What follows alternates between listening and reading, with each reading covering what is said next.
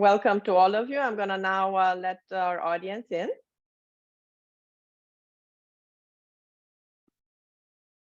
A warm welcome to our global audience. I'm Dr. April13th. It's a pleasure to host this event as an ambassador for Women in AI USA. Women in AI is a not-for-profit do tank working towards inclusive AI that benefits our global society. We are a community-driven initiative bringing empowerment, knowledge, and active collaboration via education, research, events, and social media engagements. We encourage ethical applications and responsible use of artificial intelligence. Our theme for today's session is centered around 3 strategic considerations for board and C-suites for generative AI deployment. We are grateful to our keynote speakers and our panel guest speakers for generously sharing their expertise and experience. The reason for choosing this topic has emerged from a large number of inquiries we have received over the last few weeks.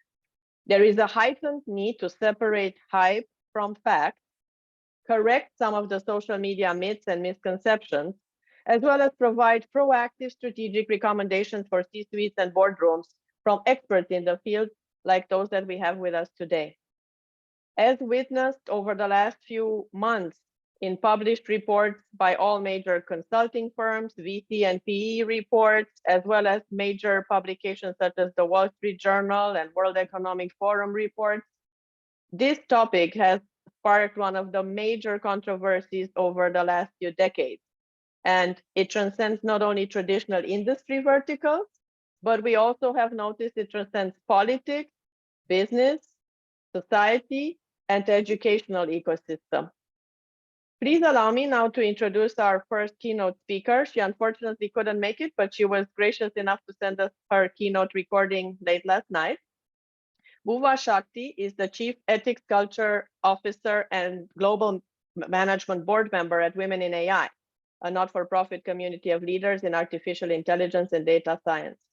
With an MBA from Columbia University in New York City and as a senior director at Capgemini, she has managed diverse multinational teams and launched several technology products in the investment banking, capital markets, and risk and regulatory compliance industry. As the financial inclusion advisor at Wallet Max, Bhuva is committed to positive planet impact, sustainable business transformation, and green revenue strategies. She also serves as a WBF USA board member supporting the GPFI-driven mission and being an early-stage investor in social innovation startups with a vision to accelerate economic freedom and reduce inequalities.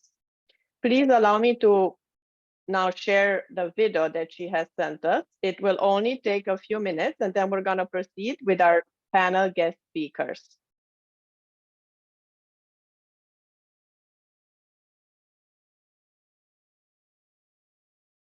It should play in exactly 2 seconds. If one of you is not able to see it, please alert me. Hi, everyone. Bhuva here. I'm the Chief Ethics and Culture Officer at Women in AI and a Senior Director for Finance and Compliance at Capgemini based in New York.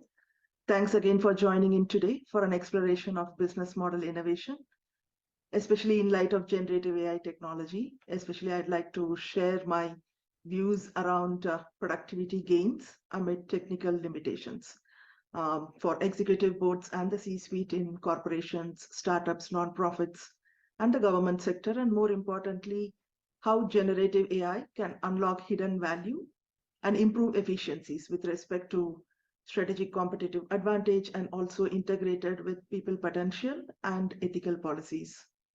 As we know, generative AI is a type of artificial intelligence that can significantly enhance collective human abilities and not replace, in my view, and allows us to iteratively create and improve and to analyze and summarize unstructured data. That's the key, be it text, voice, code, or images. In an enterprise, this affects everything we do. It's large sets of data related to our customers, employees, partners, policymakers, and all stakeholders of the business. Generative AI is rapidly evolving, and it's estimated to grow at $15.7 trillion, as in trillion, in potential contribution to the global economy by 2023. We're expecting efficiency gains and real cost savings across marketing and sales, operations and engineering, risk management and legal readiness, finance and tax automation, and more importantly, R&D. Identifying and building for use cases should be driven by responsible design, ethics, security, privacy, and governance. With Gen AI solutions, we can be democratized. I mean, they can come from both individuals and businesses, not just data scientists. So this will allow the brands to transform and focus on a much higher value innovation. So now, given this context, what are the top 5 considerations for CEOs to stay ahead of the competition, right? So firstly, there's more to come. We are in very early stages with Gen AI. Though deep learning models have entered the mainstream to create images and content via real-time prompts, and even with multi-models innovation, right, where a single AI model effortlessly can process different types of data, the C-suite should be intentional in piloting use cases in a controlled study and prioritize an ethical and responsible approach to the development and expansion of Gen AI within the business. Secondly, with so many unknowns about how Gen AI will redefine and disrupt the tech landscape and people's lives in general, while reshaping most industries, including the creative and white-collar careers. As a CEO, it's critical to ensure that the technology is integrated into all the business processes, applications, products that drive both automation and innovation. Even just getting started matters to explore the potential future transformation of your organization and to start demystifying generative AI. Next, we'll see R&D being revolutionized exponentially. Instead of developing a product or capability from scratch, we may concentrate on how to fine-tune the foundational AI model for diverse and specific applications. There's going to be a new kind of build versus buy decision-making within the organizations, and Gen AI models can quickly expedite the innovation while significantly cutting down the time and money spent on R&D traditionally, right? So CEOs now can focus on the top 5% to stay ahead of the curve. And fourth, as we know, the talent question is becoming a more complicated question or issue at the point. We already have several low-code and no-code tools. However, with public domain and enterprise class Gen AI models, our data scientists and AI engineers will be required to apply industry and functional expertise in addition to training AI models for specific use cases without bias and discrimination. We'll need cross-functional teams with open and transparent culture to build the strategy for AI products and services. And like I always emphasize, the CEOs should ensure the human element alongside privacy protection to successfully harness Gen AI. And lastly, with top-down organizational governance and change management to face the upcoming transformation, it's clearly in the hands of the C-suite to ensure that the right guardrails are in place across every stage of adoption that mitigate key security and societal issues. There should be trusted ecosystems with voluntary measurements, as well as reporting to eliminate bias. In a recent survey, roughly 75% companies that have integrated AI into their business strategies have scaled their AI pilot initiatives to deliver wide-ranging outcomes.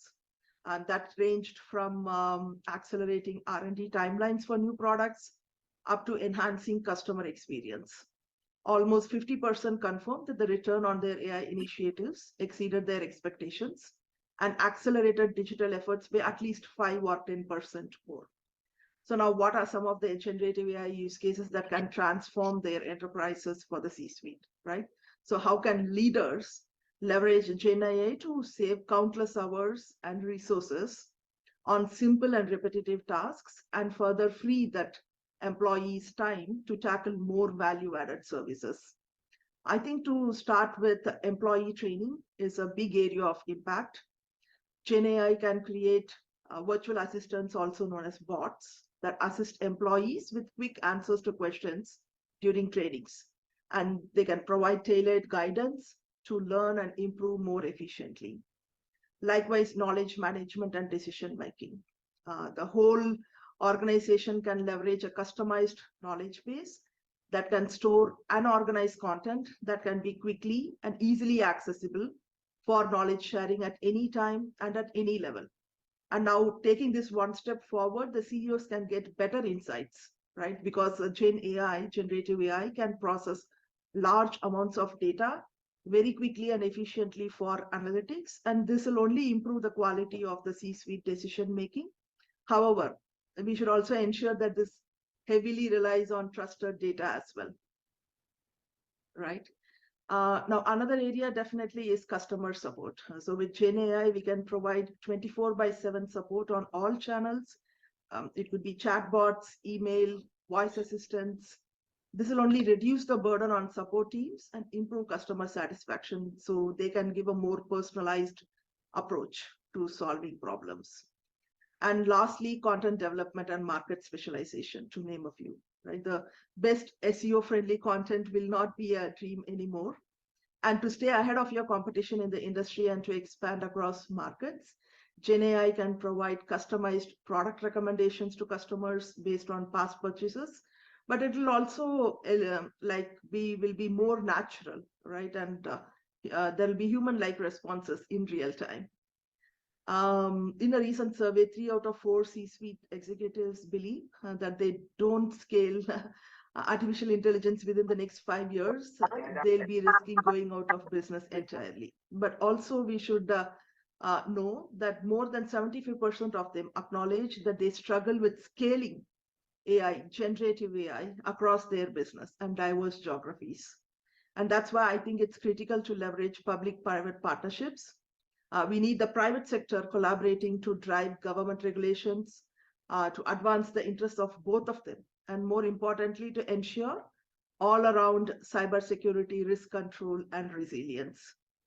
Creating a task force that reports to the C-suite and the board of directors is critical. It's essential to explore existential threats as well as identify major opportunities, right? To plan a roadmap for discovery, to scope the skills, to find out what kind of services and investments are needed. And lastly, to encourage out-of-box thinking about business processes, but within the boundaries of usage guidelines, while fully understanding the risks, issues, and best practices, but also ensure that anything and everything is always reviewed by humans, human integrated intelligence, right? So thanks again, everyone, for this opportunity. So if you have any questions, you want to chat more about this topic or learn more about women in AI, so please connect with me on LinkedIn. My handle is right behind. Thank you. Hi, everyone. Buba here. Thank you, Buva, and thank you for your leadership for women in AI in North America. It was very timely that you took on the chief ethics role more than 2 years ago, and now it's more valuable than ever to have someone with your expertise leading us. And now, allow me to introduce our guest speakers. I think we are all ready for our interactive panel discussion. First, I will introduce Amy. Welcome, Amy. It's a pleasure to have you as our guest. I will briefly share highlights from each of your bios because I know you have extensive accomplishments and we can't possibly share all of them, otherwise we'll never finish, but just a few highlights for all of you. Amy is an accomplished AI expert, 2X founder, and passionate advocate for blockchain technology and gender equality in tech. She holds a PhD in engineering from the University of Texas with over a decade of experience in electrical engineering and biomedical imaging. She served as the chair of IEEE Engineering in Medicine and Biology Society and led the San Antonio chapter. She has been a featured speaker at various conferences and events, including the Data Science Salon Conference, Women in Data Science Conference, IEEE Smart City Summit, and others. She is the founder and CEO of Lucia AI, an AI training company that equips organizations with the knowledge and skills necessary to leverage the power of artificial intelligence in their business operations. She is also the founder of Moonshot for Her, a large-scale initiative to inspire and empower 1 million women in tech globally to excel in the technology industry. Amy is passionate about working in the intersection of blockchain technology and gender equality and advocating for greater representation and inclusion of women and underrepresented groups in tech fields. Thank you again for joining us. Thank you so much, Dr. Ingrid. It's a pleasure being here. And now, please allow me to introduce Chloe. Chloe specializes in the applied practice of artificial intelligence, AI governance, and brings to the Cantelis Group deep subject matter expertise in public policy related to emerging tech. Formerly a director of public policy at Intel Corporation, Chloe focuses on policy development on issues like AI, human rights, privacy, and ESG, working across the private sector and other stakeholders to shape policy and best practices for responsible use of emerging technologies. Chloe has led and also advises government and civil society initiatives concerning AI oversight and policy. She's a frequent speaker on AI policy and practice, a founding board member of the DC chapter of Women in Security and Privacy, and has been nominated twice by VentureBeat as a rising star in AI.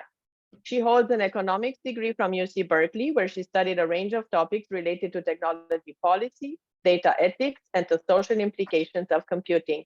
Welcome, and thank you again for sharing your time and expertise. Your microphone seems to not work. We can't hear you, Chloe, for some reason. Is it better now? Yes, absolutely. Okay. Thank you. Good. Great. Thank you. Excellent. And now, last but not least, I would like to introduce Yamina Hakim. She's the CEO and founder of Global Reach BI. Welcome. Thank you. As the founder of Global Reach BI, which is a strategic intelligence consulting firm dedicated to the pharmaceutical industry in the US and Europe, she has been at the heart of the information world all her career, spending more than 20 years at Thomson Reuters in partnering with pharmaceutical companies globally and facilitating their development strategies. With Global Reach BI, Yamina is now expanding on her mission to support new patient treatments and launch in a safer and faster way by integrating new technology. The scientific, clinical, and commercial intelligence to make this happen is getting so vast that we need new technologies, and particularly AI-powered technologies, to make sense of it. After taking AI classes at Stanford, her company has developed the Spring platform to consolidate and retrieve validated intelligence. She's extremely excited to work with C-suites and boardrooms to integrate ChatGPT and see how ChatGPT can contribute to safer drugs in the market, in the pharma market ecosystem. Thank you, Yamina. We're excited to hear what the pharma industry is doing. We know it's one of the leading industries in embracing AI. Yeah. Thank you for joining us. Thank you. So for the first round, I wanted to get all of your thoughts on what your opinion is about the major concerns, what you hear boots on the ground from C-suites and boardrooms. If you're like me, you probably get like 40, 60 calls per week to try to understand what's happening and people asking your opinion. So I would love to hear first from Amy, then Chloe, and then Yamina. What are your opinions about the major concerns? And then we'll go to round two when we hear about some of the opportunities from it. Go ahead, Amy. Yes, thank you so much. I think although there are a lot of concerns, regarding this generative AI, coming disrupting the industry, but it's another wave, it's the next natural wave of the AI evolution. And so the way I see it is just because a lot of people are not aware of this new technology. And then anytime, we have a new technology, a lot of people don't understand, how can we strategize for it? And so oftentimes I get this question a lot, and I think I'm more of an optimist person, and I am a technical person. I never believe that AI will replace humans, and so that's why a lot of concern stems from that kind of a point of view, and from not knowing the opportunities that this technology can come.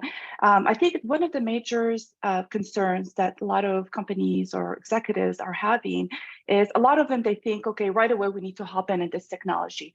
Is generative AI, is it going to be for us, or is it going to be something that's going to benefit our business or not?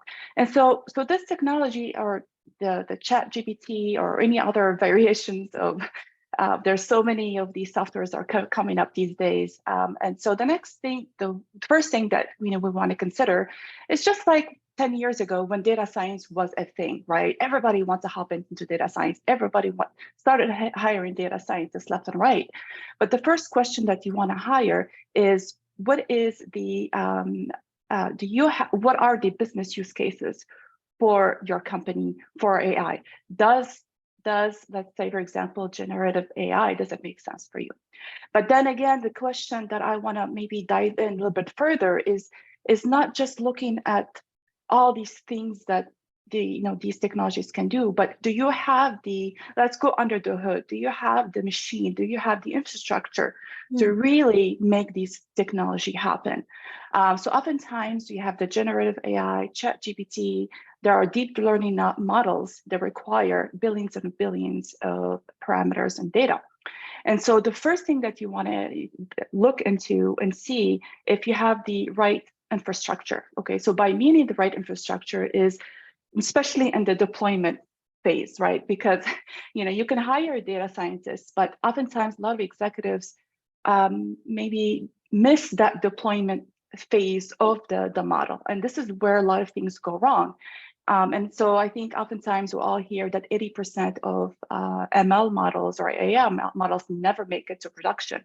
And there's a good reason for that. And then we can use the same kind of logic for generative AI. Before you hop in that kind of direction, consider if your company has the right infrastructure for it. Because there are so many phases that your AI or your AI model has to go through in the deployment phase. So you need to have servers. I don't know if some companies here, if they already had some AWS servers, they can cost, for example, roughly around like $1,000, $2,000 a month. So that's a lot of, it can be very costly for the company. And the second thing that on top of the infrastructure that you want to have, a lot of people, you want to see if you have the right talent, right? So along with your data scientists, you want to have machine learning engineers, right? Because the engineers are the ML engineers are the one who are going to take these models and put it into production, eventually turned it into an application for a business, for the business to actually use it. And so these are some of the concerns. My concerns are mainly around the deployment of these models. And so I don't know if you have any questions or anything regarding my opinion. Well, we'll let all of you take Yes. a round robin, and then we'll have our audience submit questions at the end so that we don't interrupt the flow. Does that sound good? Sounds good. Sounds good. Good. But so we heard in our keynote concerns about talent, not only talent retention, but also the impact on the existing staff and making sure that C-suites and boardrooms understand the impact on their human capital. Then you emphasize the importance of understanding the impact for the full AI lifecycle. Chloe, what do you hear? Yeah, thank you so much. And great comments, Amy. I think that what I'm hearing a lot of is just general sort of concern and confusion about how boards, leadership, the C-suite, even like managers who are overseeing various compliance activities are concerns about how to really integrate AI governance concepts and generative AI policies into existing technology governance structures. So, for example, at the board level or in the C-suite, we have like a chief privacy officer, a chief digital officer, maybe a chief data officer, a chief cyber or CISO officer, cyber officer or CISO. And I think that boards are really struggling to try to figure out sort of where to place this new wave of technology governance and management within this existing network of technology governance priorities, because really, generative AI, anything having to do with data sort of cuts across all of them, but their organizations have limited resources, time to dedicate to this kind of work. And as anyone knows who works in sort of a compliance-like function, you may be the one saying, slow down, or, think about this. And that is in competition sometimes with business interests and business needs, especially if the business is moving really quickly. So I think in terms of sort of the challenges and things that boards are grappling with, it really is this sort of balance and question about how and where to integrate the governance of generative AI and AI in general, like even before generative AI, was part of this conversation into existing structures for management and governance. And the second thing that I'll say that I hear a lot, especially because I'm focused on public policy, is just a lot of concerns about where the regulatory landscape is going in this space. You know, we have a lot of pressure and calls from different types of organizations. I'm sure many of you saw the letter from the Future of Life Institute and other tech leaders calling for a 6-month pause on generative AI deployments. But we have sort of that on one end, and then of course large technology firms like Microsoft and Google and OpenAI and Anthropic and others, you know, competing very fiercely to integrate these new applications in and across their products and their business. And so, and that in a concern that if, you know, American or technology innovation in any country were to slow because of regulation, it would pose national security or otherwise competition concerns with other big national players like China, right? So I think that boards and management, like I said, are just sort of struggling to figure out where they should be placing their efforts and their time and their energy when it comes to both understanding the policy landscape and then thinking about governance and creating good use policies and processes to actually make tech governance in an AI world happen. Thank you so much. I concur. I sit at that intersection often a lot, and it's like a hot potato in some organizations. Either no one wants to deal with it because they fear that they'll be in trouble with regulatory guidelines coming down, or everybody wants it and they're rushing without carefully thinking about the implications. You're so right. Or traditional org structures don't fit generative AI fast pace. So, Yamina, you're in an industry that's predicted to embrace not only AI in general, but also generative AI, and particularly pharma, new R&D, drug design have been consistently showcased by major consulting firms as the domain that can really not only benefit from it, but perhaps have a huge impact on global health and global public health, particularly in the post-pandemic era. Would you like to comment what you have heard from boards and C-suite? Yeah. What are the major concerns? So I'm going, thank you, Ingrid, and thank you for all the comments made so far, to which I really concur. And I'm going to take two stances in this discussion. One from the pharma industry and the C-suite within the industry, but the other one is from my side as a CEO of a company implementing AI in our platforms and now trying to implement generative AI. So I'm going to give you some elements. There are some key things that you have to understand within the pharmaceutical industry, is that we are dealing here with an industry which is dealing with patients, people. So basically the take on drug discovery and development within the pharmaceutical industry for AI has been very slow, because we are not looking just after processes. We are looking at injecting people with drugs which are going to hopefully save them and not kill them. So that's the really big issue. But still, over the last 10 years, we have seen tremendous take on AI, and in different areas, in clinical trials, in drug discovery, in commercial, where all the salespeople are supported by digital tools. But the key thing that this industry relies on heavily is data. And that is the first major concern in any board and C-suite discussion. Where is that this information coming from? Where is that data coming from? Is that sure? I mean, I've been in this industry now for 25 years. You have to triple check all the information that we bring to them in terms of scientific or commercial intelligence. So now you cannot rely on a system that is bringing you data from unknown sources. That's not going to be working. So data is really important. It's not just the source, but also the privacy of it.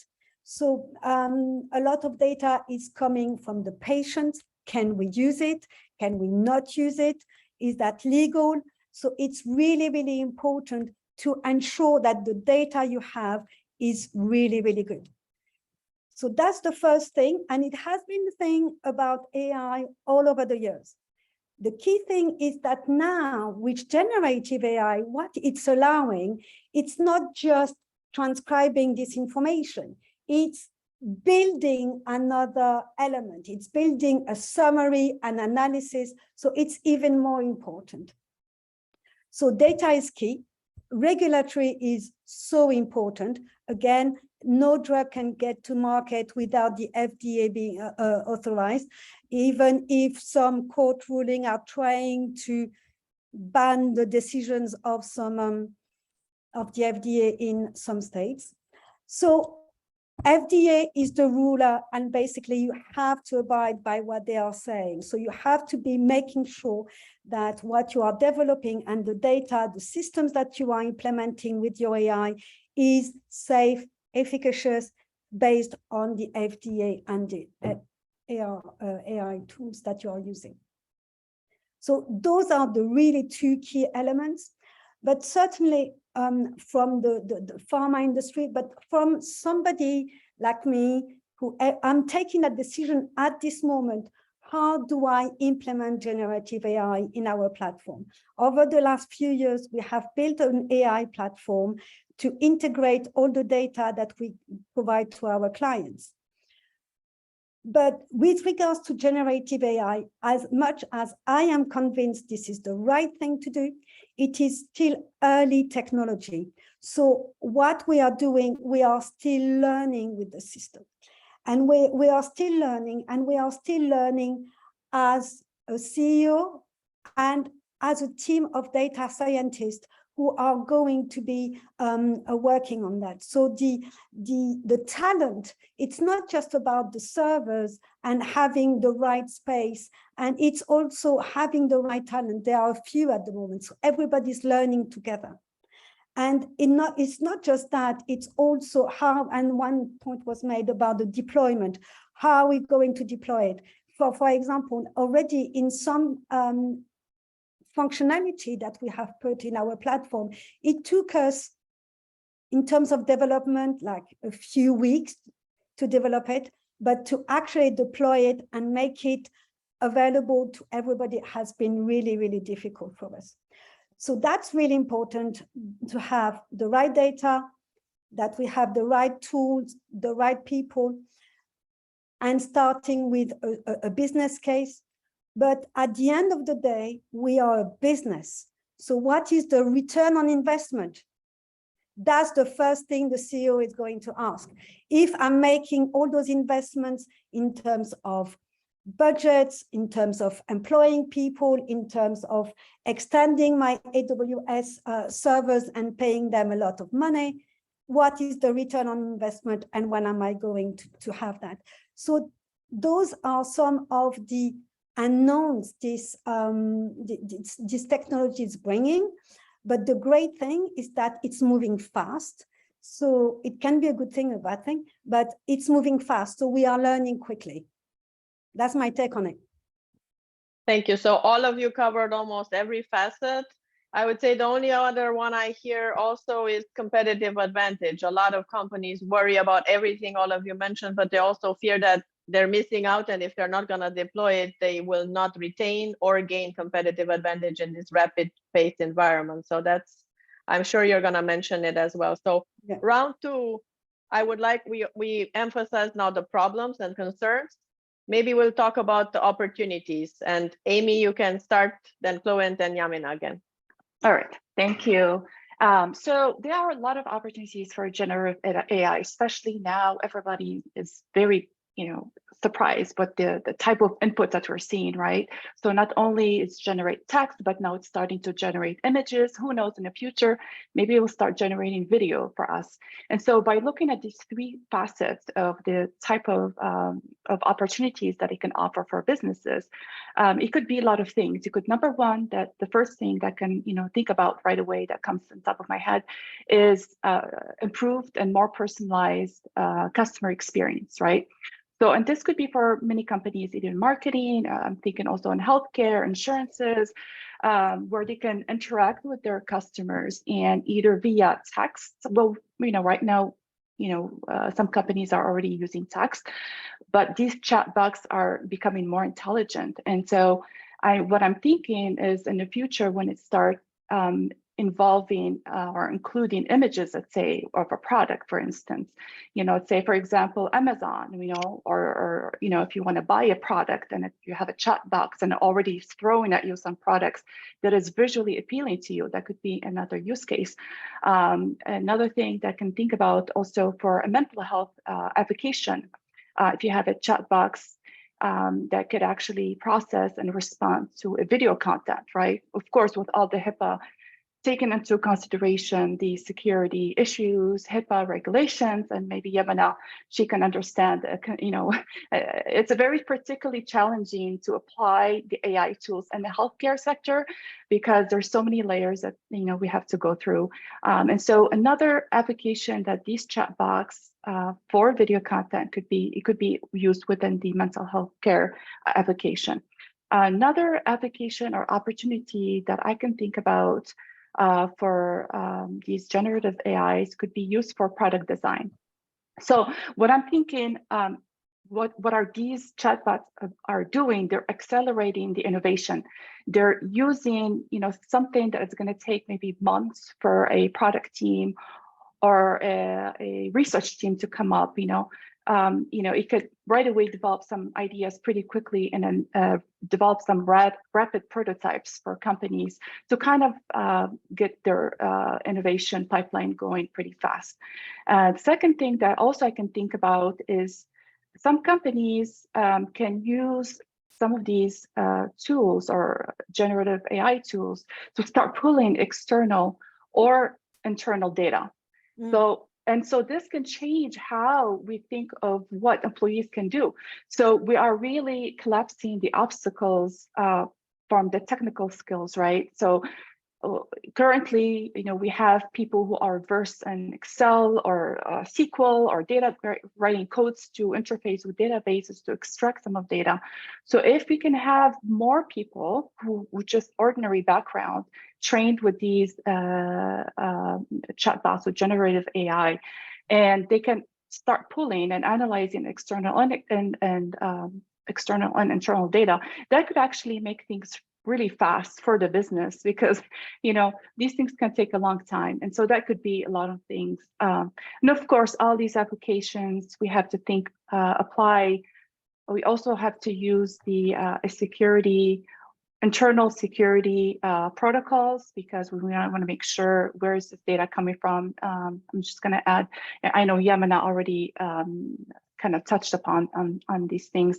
Sometimes when you have these deep learning programs, we don't know from where the data is being pulled. We don't know where is it going. So we want it to be more transparent.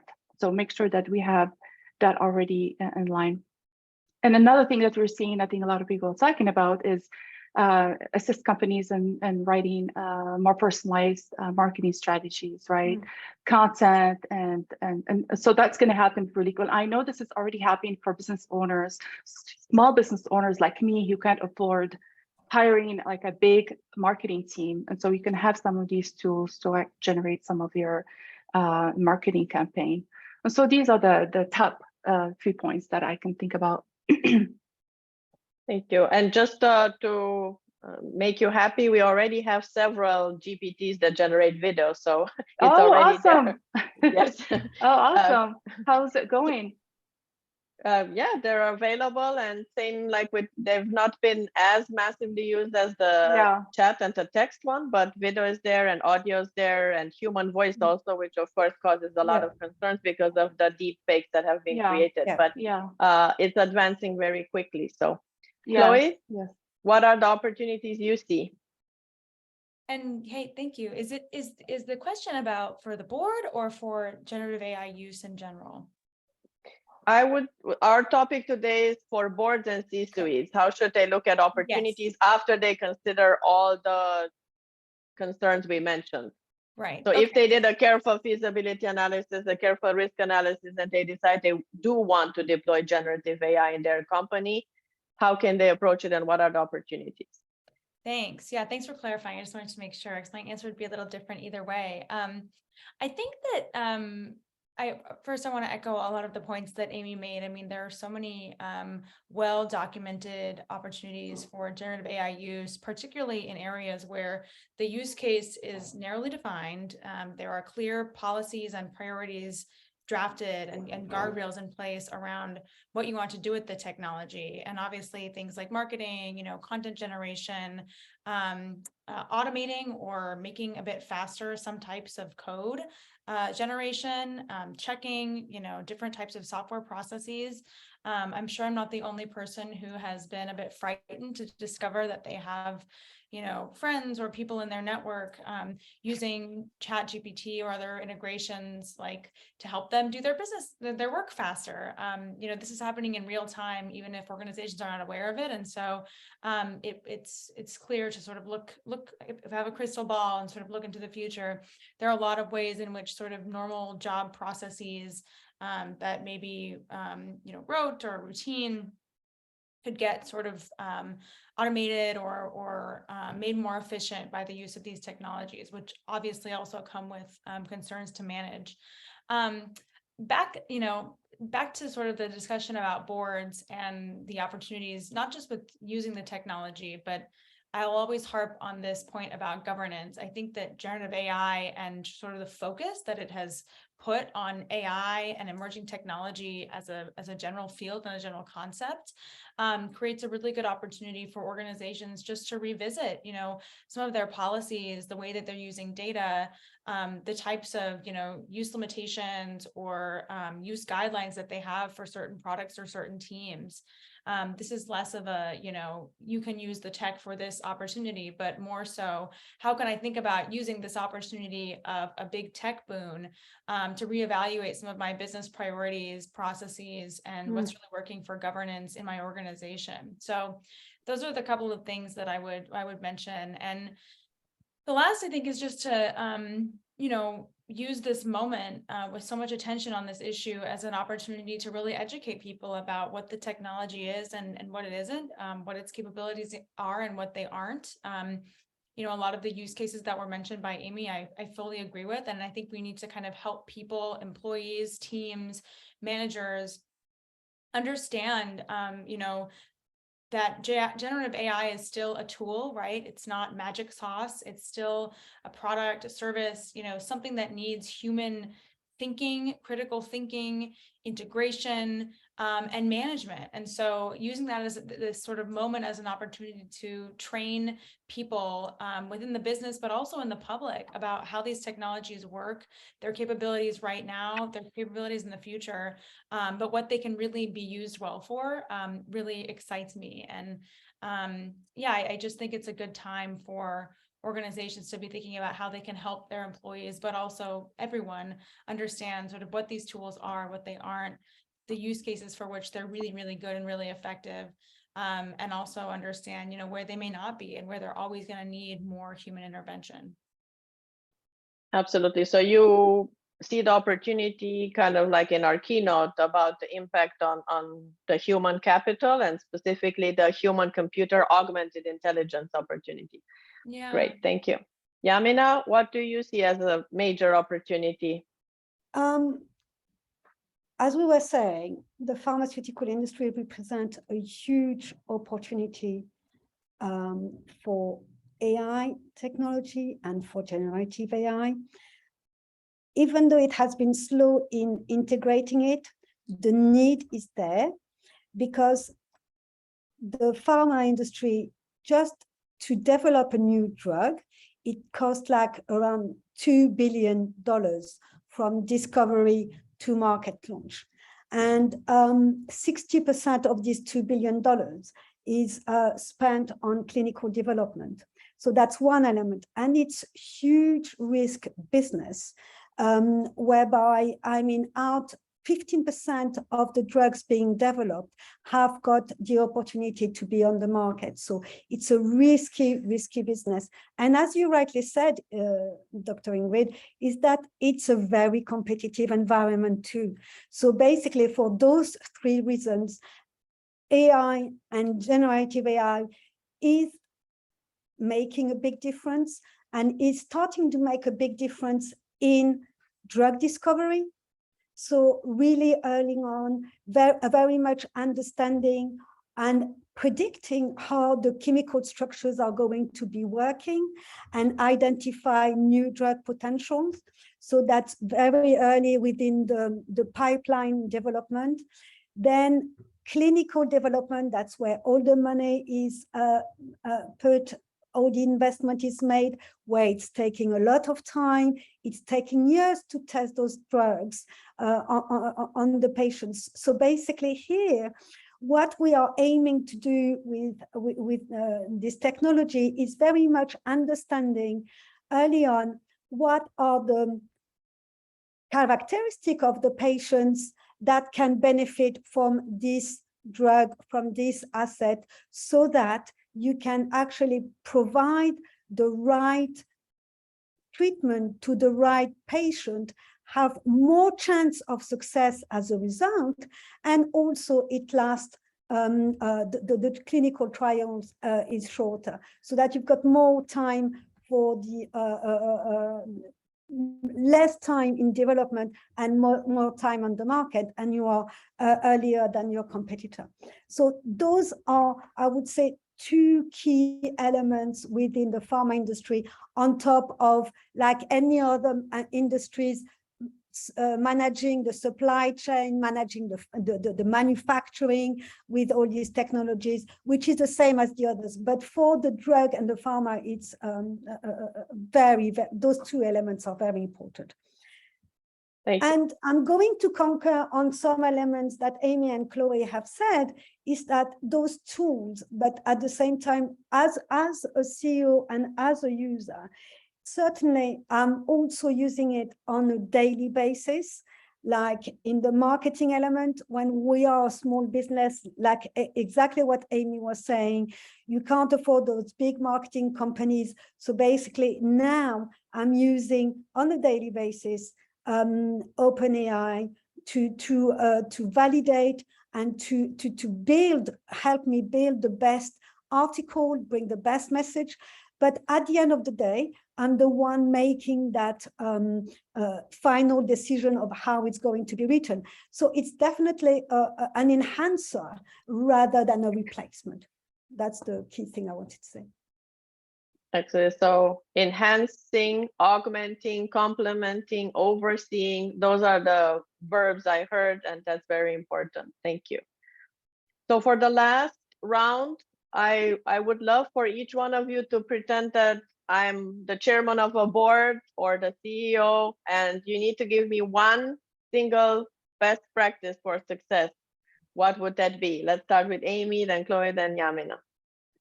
Okay, so best practice for success to implement the generative AI for a company, or? Yes, so if I'm a company and you want to help me deploy it wisely and like we just highlighted, ethically, with the ROI that I'm expecting, with following all regulatory compliance, what would you advise me? One best practice for one best practice. So as a technical person, we can talk about the great things that these tools can do. If you don't have the infrastructure and the people, you're not going to go anywhere. So I would focus on the deployment part. Definitely. Yes. Yeah, I agree. Right, Amina? Learned it the hard way. That's right. Excellent. Thank you. Yeah. Chloe, what would you advise? Yeah, that's a good one. I mean, definitely that. But I think with generative AI, first starting with understanding your state of play. I mean, that's obviously a people and infrastructure issue too. But starting with like, is this already being developed or used in my organization? Some companies are so big and already No, have. no, you're just making the decision right now to deploy. You did the Oh. risk analysis, you did the feasibility, and now you're deciding that, okay, I want to be in the generative AI game. And what would you advise Okay. me so that I can be successful? Yes, put someone in charge of governance and make them develop a policy or many policies. Right. Actually, I can complement your answer when we advise them that, but then in many organizations, there is such a chaos in terms of the policies that they have that they'll need a digital ethics policy and a digital ethics framework to manage it, because the little bits and pieces they have currently do not fit, even if they're great, but they're not harmonized and integrated. Excellent point. Right. And Yamina, Organize what that would, under one person is my right, Yeah. right, figure out a right. plan. Yeah. Someone responsible. That's very good. Yamina? I'm actually going to contradict Chloe. in a Good. way. That's good. That's why we have a panel. The reason behind that is that as a business, what I want is I want to see how it can help my business, how it can help my clients, and how I can develop a good product. So basically, what the thinking that I've taken is very much that, okay, I've got this situation. I'm not going to go into the details because it's still confidential, but take the first point that I would recommend is to take a small problem, a small business objective, a small business case, so that you are going to try and solve it. What is a pain point that you are trying to solve for you and for your client? And basically, how can you use then this technology and generative AI to support it? And for us, there is an obvious one. And what that was the key thing, the key element, and then get going with some curious talent, because again, we are learning, it's new. It's a new tool, it's a new industry, so everybody is learning along the way. So those talents can be there, but they need to be very curious and making that move themselves. So that's very important. And then the servers and the implementation. But the reason why I'm saying this is because the policy is going to then reflect what has been happening internally, if you see what I mean. The policy is always going to be, in my industry, slower than what the business needs and where it needs to be going. So again, we have totally embraced it. We have totally embraced it with one small case study. What is that small pain point? And we are moving from it with it. And the key thing is that what I'm going to say, that's going to be my last word, but it's not going to replace anybody. AI tech is here to enhance a company, an industry, and it's not going to be here to basically replace it. So we have to embrace it. Thank you. Thank you. Well, the reason why we had one of this is, as you know, there are many articles that have highlighted the potential of several millions of jobs being replaced. So I think there's always a specification that's required, that jobs will be recalibrated, redesigned, reshaped, workflows will be changed around, but the people will still have to have oversight and be somewhere in that loop. That's what all of you are somehow saying.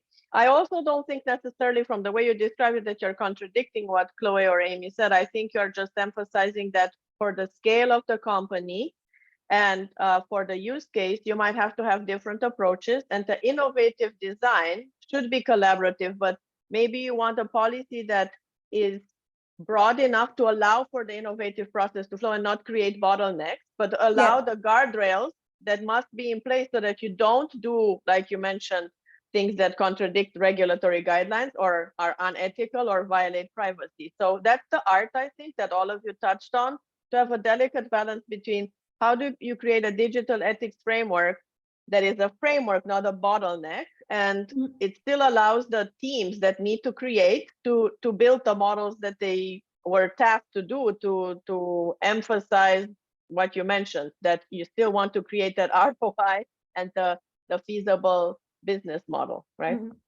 That's great. So I don't think you're contradicting each other. I think so the way you described it, you're complementing and approaching it from different angles and at various scales. That's great. We also had a lot of questions, so I'm gonna try to summarize a few and then maybe ask each one of you, and then we have our closing keynote in a few minutes. But we have a lot of questions that revolve around policy, regulatory guidelines, IP rights, and I wanted to inform our audience that, of course, I'll ask our panelists to briefly weigh in, but we also had a previous session that was only for data governance and regulatory compliance, and we are having an upcoming one on only legal aspects, education aspects, and IP rights. So I'm encouraging you to attend our future session as well. We also have a question that addresses because we're women in AI, they are asking, will women on boards be necessary to increase the number, and how would it impact the not only frameworks for generative AI, but also the use cases, removing bias, and all the other elements? So let's do a quick round robin. You're all women, and I'm sure you have an opinion on it. Amy, women on boards, will it have an impact on the success of deploying? Definitely, 100%. We bring in, of course, diversity matters, representation matter. We bring in a different side where we are 50% of the population, and therefore we are contributing for the 50% of products and services. And so that's my opinion on it. Chloe? Totally agree. I think little needs to be said here, other than that we absolutely need more women on boards, and not just women, but women of color and people who come from intersectional backgrounds who can really help the business think more creatively and more collaboratively and more openly about technology development and technology impact. Great. Yamina? Totally agree. And totally agree, and necessary. And we are bringing a different perspective. We are bringing, yeah. So and I think, to be honest, it's happening. And you see more and more boards having women sitting at the table. So I think it's happening. Slowly. Yes. Yeah. Well, thank you all for joining our panel conversation, and I really appreciate all your not only expertise but also insights, and I'm encouraging our audience members to also watch our previous sessions and our future sessions. And now we have our closing keynote. For those of you that need to drop, I understand, and we'll share the recording. Please allow me now to introduce our keynote, closing keynote speaker, Rima. Rima, welcome.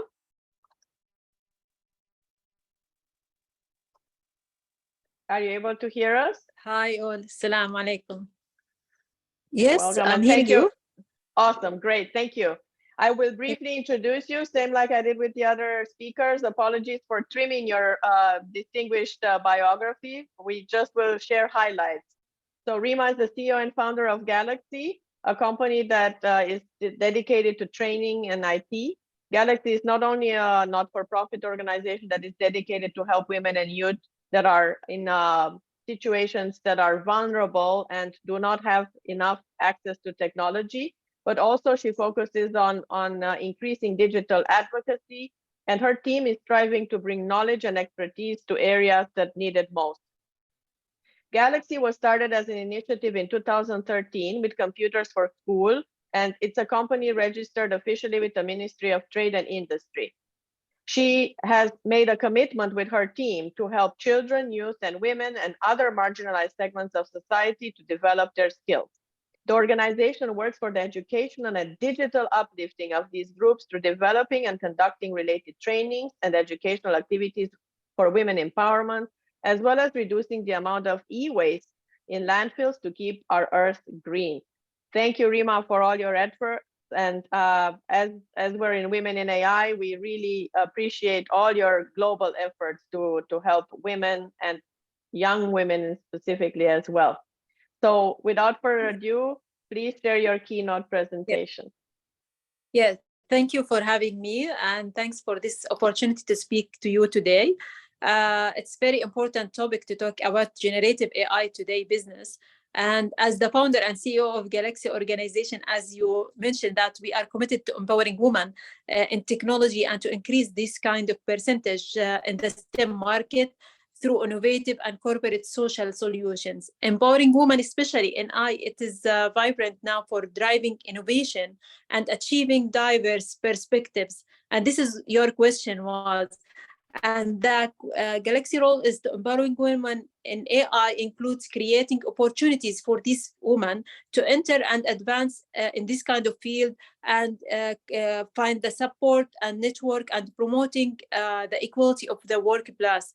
By empowering these women in AI, we cannot only advance our understanding and application of AI technology, but also we can create more equitable and just society.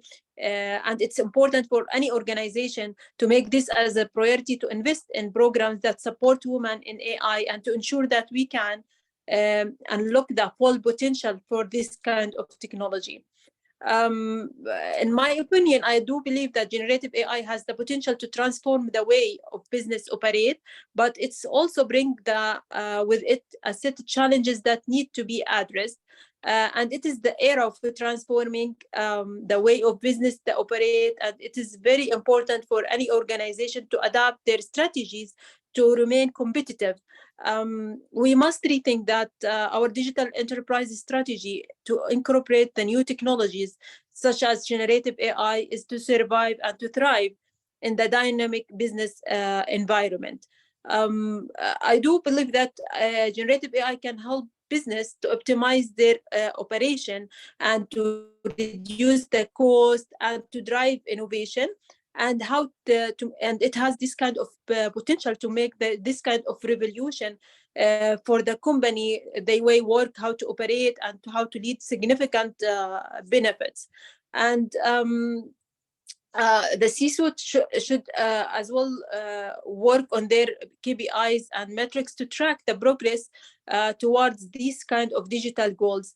This shift requires a challenge and a change in the goal organization culture that encouraging the research and R&D and the willingness to embrace digital technologies. I think another factor in the digital transformation in business must ensure that the organization has the necessary skills to implement and manage the new technologies effectively. This may requiring investing in training programs, hiring more talent, and hiring individuals with specific skills, and how to make this kind of talent acquisition and management through attracting and retaining skills in AI, and more data scientists and machine learning engineers. I think as well we can find this kind of establishing a framework for data management that ensure this kind of data are accuracy, security, and privacy for any AI strategy, and ethical considerations surrounding the use of AI algorithm, such as transparency and fairness and accountability, must be taken into our consideration. And for I will, as Yumna said, it's how we can use this kind of data for our infrastructure to be ready as well. And the infrastructure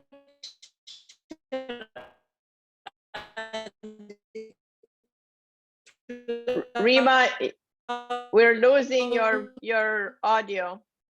Can you, Rima? And security measures, this kind of partnership, and how we can make this kind of management when we Rima, we lost you. I'm hearing well. No, we can't. We lost. Hello? Now we can hear you. I turned your video. I will. Yeah. You have poor connectivity. Okay. I will. Yeah. In conclusion, maybe generative AI is very essential for any organization to remain competitive in the current business landscape. And we have this kind of comprehensive change management plan placed to ensure that any organization or any company can successfully adapt to any technologies, and to make AI initiative require a significant change in any process, technology, and the culture, and how to make clear plan to place, manage of any of these kind of a change effectively. I think we have commitment to empowering and for her to advocate to be a strategic leader, to let all of us continue this kind of work together to embrace digital innovation and to create a better future for all.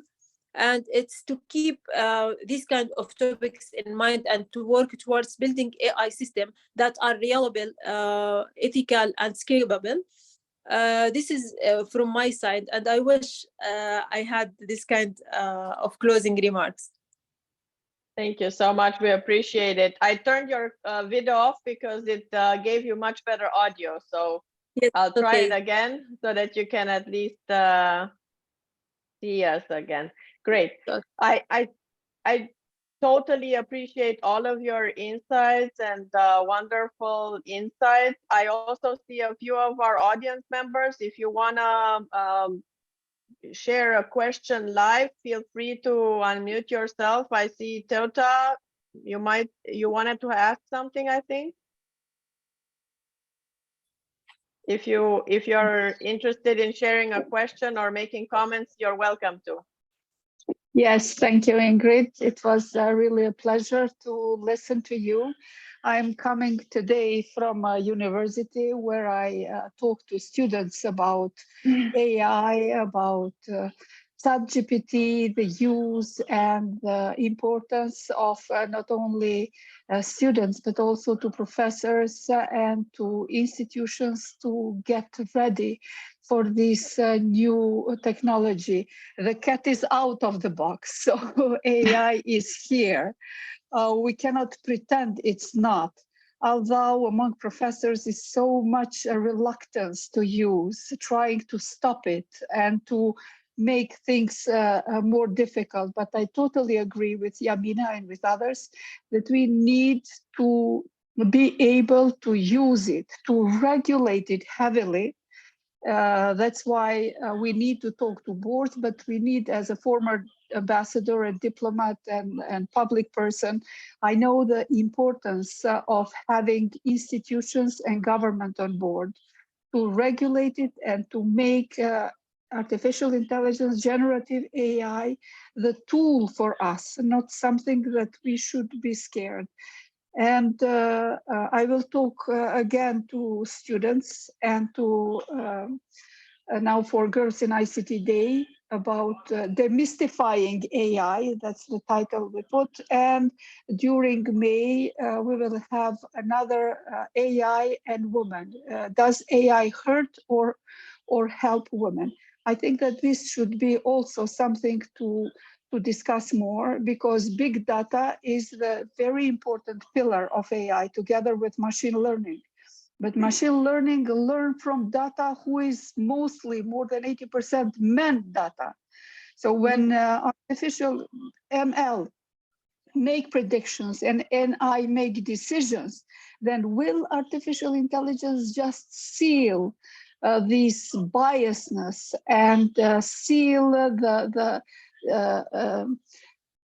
diversity that we don't like? Or should we step in and work heavily to reconstruct the data, to fill in every parts of a chain with women data, so to not to allow status quo, but to use AI for bringing more equal world. I think this should be also one of issues that we need to discuss further. I'm very happy to invite me and to be here with you. Thank you. Well, then I'll extend an invitation for you to be a speaker at our next event that's focused on education. So I'm organizing. Thank you. By invited. We appreciate your insights, and as a former ambassador, we're grateful for you attending our session. Thank you so much. Thank you so much. I also wanted to add, because a lot of our audience members brought up IP rights and privacy laws. Just again, a reminder for our audience, we had a session focused on that. And if you have a chance to share with boards and C-suites across the world, a proactive digital ethics program can help a lot of the elements we talked today, in addition to a careful, thoughtful feasibility analysis to understand how the corporation needs to deploy AI, if it needs to deploy AI, because perhaps they can have a partner that has already mastered it. Not everybody has to build it in-house. So one of the key elements that I think we have not addressed today, but it has come up a lot, is first, do you have, like all of you mentioned, people, processes, products, and do you really need to do it, or can you have a partner that has excelled already, has built it, and helps you accelerate this process and do it right? So very important decision. And then do you have the bandwidth from a financial perspective to support all the things each one of you mentioned?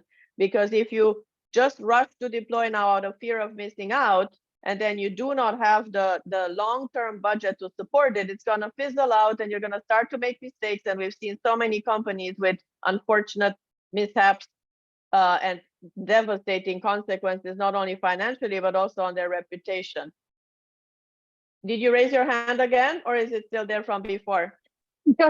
Just to add to all of this, very important, I think that we should add also a part that independently where this AI will be built in-house or outsourced, the employees and the boards, people need to be trained how to use, so to change the mindset, not only the skill set, but the mindset of using AI as tools, whether it is outsourced or built in-house. Absolutely. So the culture of digital fluency and the ambidexterity that's required to manage this in-house. Absolutely. Well, thank you so much to all of you. We really appreciate your time. It was a fantastic session. We went a little bit longer, and thank you, Rima, for joining us again, although you had poor connectivity. I hope in the future we have satellite internet where we do not have problems with connectivity anymore. So thank you again to all of you, and looking forward to our next session. Thank you. Thank you. Thank you so much. Bye. Bye. Bye-bye.